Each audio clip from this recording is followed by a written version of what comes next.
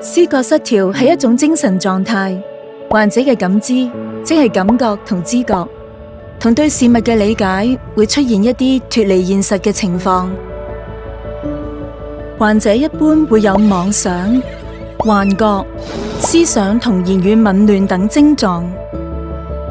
妄想即係思維上嘅錯亂，幻覺即係感官上嘅錯亂，同埋言語紊亂。以思覺失調呢個狀況為核心症狀嘅最常見精神疾患，包括精神分裂症同妄想症。如果你出現以上嘅症狀，請及早尋求醫生或臨床心理學家嘅專業評估。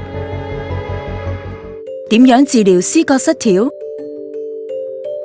抗思覺失調藥物透過調節腦內神經傳遞物質，例如多巴胺，舒緩相關嘅症狀同預防復發。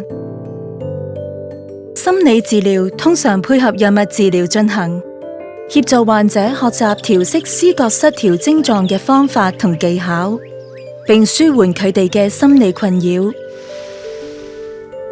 家庭介入都係一種重要嘅治療，治療師會提供思覺失調相關嘅資料，協助家人釐清所面對嘅各種問題，同教導解決方法。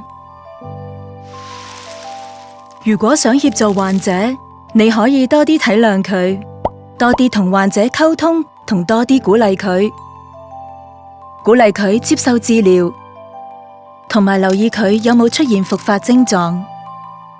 親友嘅關心同協助係非常重要同有用㗎。